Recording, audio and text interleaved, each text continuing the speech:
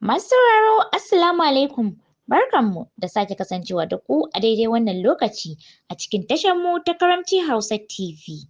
Har ila yau muna cikin karantar muku littafin ra'ayina wanda Nafsal KZ ta rubuta shi.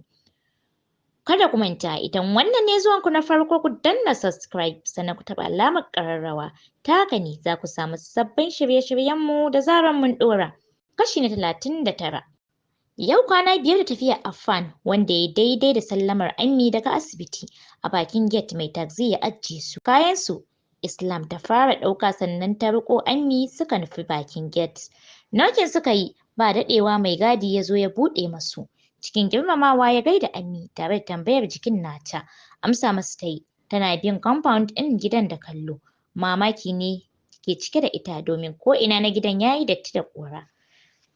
Maida kallon ta yi kan mai gadin sannan ta ce, don Allah ka zo ciki ka same ni nan da awa ɗaya. To Hajiya, zan shigo insha Allah. Mai ɗakina ma za ta shigo idan kuna da buƙatar wani abu sai ta yi maku, cewar mai gadi. Ɗaga masa kai Ammi ta yi sannan suka wuce cikin gidan. Ba kowa cikin falon amma an gyara shi tsaf sai ƙamshin turare ke tashi. Ajiyar zuciya Ammi ta sauke sannan suka wuce saman bene. Nan ma dai an gyara tsaf, bedrooms ne kawai suka yi ƙura. A falon sama Ilham ta bar Ammi ta shiga ta ɗan gyaran da za ta iya sama-sama. Ta wanke banɗaki sannan ta taimaka wa Ammi ta shiga wanka. Bayan ta fito ta shirya ta tada sallar asar. Ilham ce ta shigo ɗauke da kayan sawarta a hannu. Banɗakin Ammi ta shiga ta yi wanka tana fitowa ta shirya ta tada sallah kamar yadda Ammi ta yi. Tana idarwa Ammi ta ce mu sauka ƙasa mu ga halin da gidan ke ciki.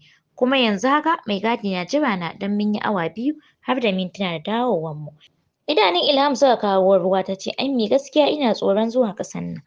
Tashi tsaye Ammi ta yi duk da rashin ƙwarin jikinta ta ce ki zo mu je babu abin da zai same mu.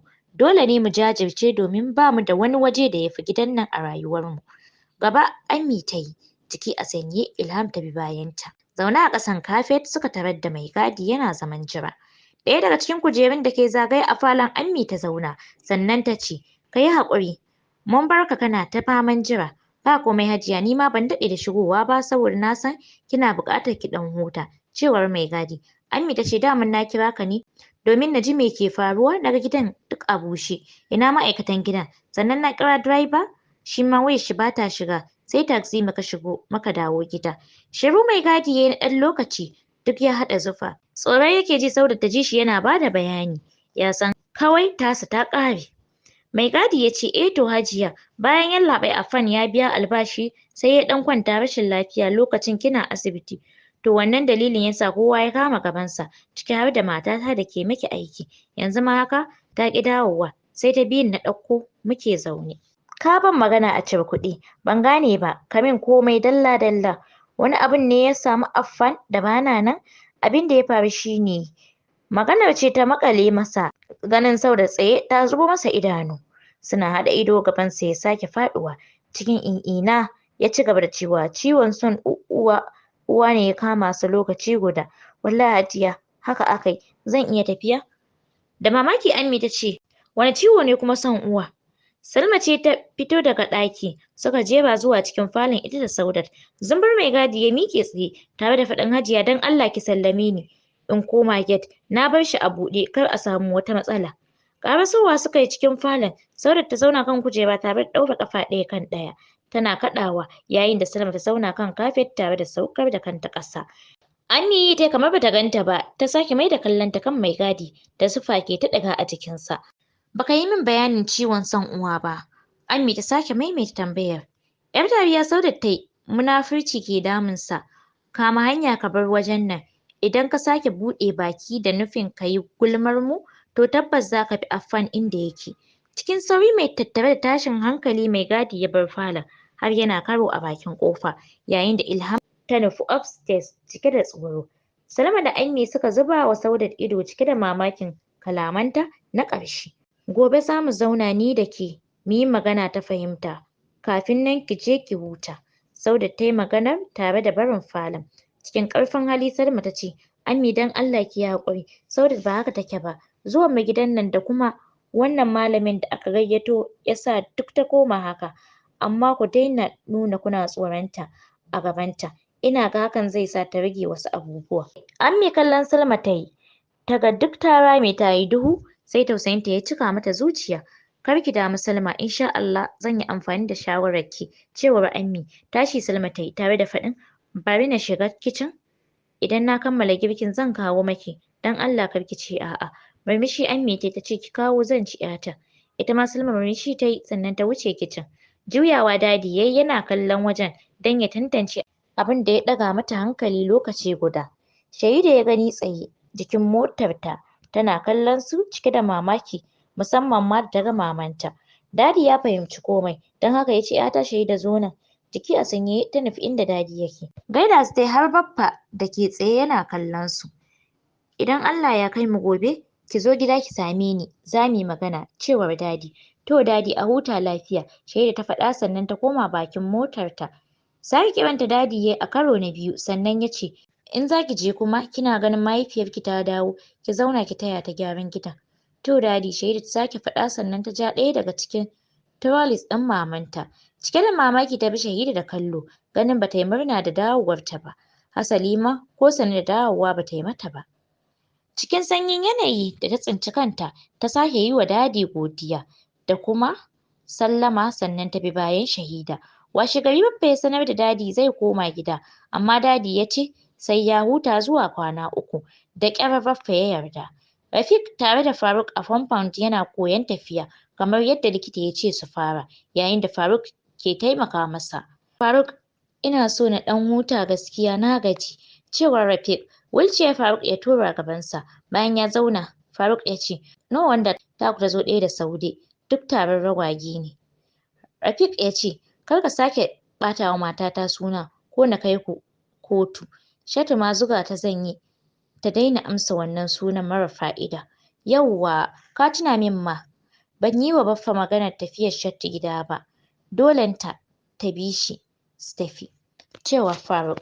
Rafiq ya ce, babu inda za ta je saboda ba a kanka take ba. Murmushi Faruk ya ce, don ka yi sa'a ba taɓa yi maka shirme ba, amma na tabbatar idan ta cigaba da zama a nan gaba sai ta yi abin da za ku kore ta da kanku.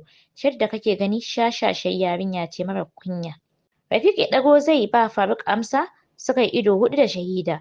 Haɗe rai ya yi, ya ce, ga wata shahararriyar mara kunyar ta zo. Ta haɗa rai, ta kalli ɗayan ɓangaren. Faruk na gaida ta, amma ta yi kamar bata ji ba.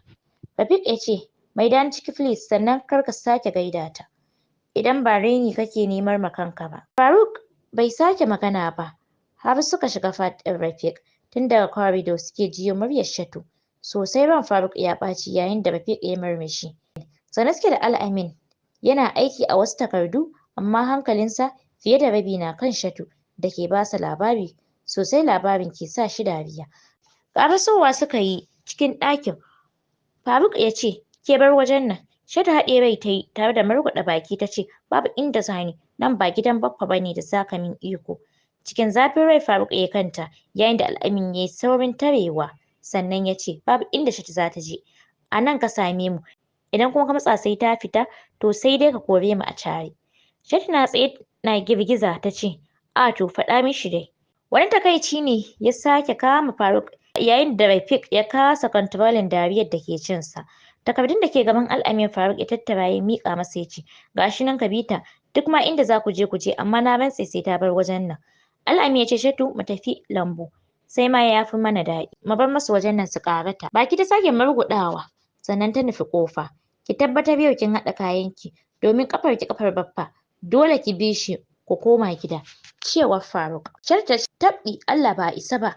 Rafiq na dariya ya ce, faɗa masa dai. Ganin Faruk ya nufi ƙofar ta yi waje da gudu. Kai tsaye ɓangaren Dadi ya nufa. Sallama ya yi. Dadi ya masa iso. Yana shiga ya iske su tare da Shahida. Don haka ya yi nufin komawa. Zo nan Faruk, zo ka sanar da ni me ke tafe da kai, cewar Dadi. Cikin falon ya ƙarasa cike da ladabi ya ce, dama ina son faɗa wa Baffa idan ya tashi tafiya ya kaɗa Shatu su tafi. Ta addabi kowa a gidan nan. Baffa ya ce, daman ai ba zama za ta yi ba, tare da ita zan tafi. Wani sanyi Faruk ya ji a ransa. Murmushi yana shirin tashi ya ji Dadi ya ce, babu inda Aisha za ta je har sai da amincewarta. Shi dai Faruk fita yayi yana jin Dadi da Baffa na musu akan tafiyar Shatu. Hankalinsa Dadi ya maida akan Shahida da ke gabansu. Nasiha ya yi mata mai ratsa zuciya da kuma sanar da ita muhimmancin iyaye da miji da kuma gamawa da duniya lafiya. Baffa ma tasa nasihar ya yi mata tare da faɗa mata alkhairin da haƙuri ke kawo wa ma'abocinsa. Shahida ta yi kuka sosai tare da alƙawarin yin biyayya. A take Dadi ya kira lambar mijinta ya ba shi haƙuri. Sun fi awa suna magana yana faɗa masa irin abubuwan da Shahida take masa da kuma raina masa mata da ta yi. Haƙuri ya sake ba shi sannan ya ba shi tabbacin Shahida yanzu ta canza kuma za ta zauna da kowa lafiya. A nan ya sanar da Dadi cewar a daren ranar zai bar ƙasar amma wani satin idan ya dawo zai zo da kanshi ya ɗauke ta. Godiya Dadi ya yi masa sannan suka yi sallama. Yau satin Affan biyu da tafiya amma saboda tashin hankali da ya samu kansa ji yake kamar ya yi shekara. Zaune yake a harabar hotel, lemo da snacks ne a gabansa. Yana so ya rage yunwar da ke addabarsa amma damuwa ta hana sa. Kansa ya kifa a tebul ɗin da ke gabansa. Tuni hawaye suka sauka daga cikin idanunsa. Ko a mafarki bai taɓa tunanin wani abu a rayuwarsa zai saka shi kuka ba. Ko mutuwar mahaifinsa ba ta saka shi kuka ba. Yanzu ma ba zai bari zuciyarshi ta karaya ba. A matsayin shi na jajirtaccen namiji. Cikin sauri ya ɗauko tissue paper ya goge hawayen tare da sauke nauyin ajiyar zuciya. Sallama aka yi masa, hakan ya sa shi ɗago kansa. Wani matashin saurayi ne za su yi sa'anni, sai wata budurwa da ke gefensa. Kujera suka ja suka zauna, hannu ya miƙa wa Affan suka yi musabaha ya ce, sunana Khalil, ni ma ɗan Najeriya ne haifaffen garin Kaduna. Yarinyar da suke tare ya nuna ya ci gaba da cewa, wannan sunanta Anisa, 'yar asalin garin Gombe ce amma mazauna wannan ƙasa ta California. Affan na shirin yin magana, Khalil ya tari numfashinsa da cewa ba buƙata. Juyawa ya kalli Anisa ya ce, Ani, ga fa Affan ɗan gidan amminsa mazauna garin Lagos. Cike da firgici Affan ya miƙe tsaye don bai taɓa ganin su ba, amma sun san ko shi wane ne har haka? To fa, masu sauraron mu ana wata ga wata. Mu kasance da ku a kashi na gaba don jin yadda za ta kaya. Ku ci gaba da bibiyan mu a cikin wannan tasha ta Karamci Hausa TV. A nan ne za ku ci gaba da sauraron littafin ra'ayina da wasu littattafan da za su zo a gaba.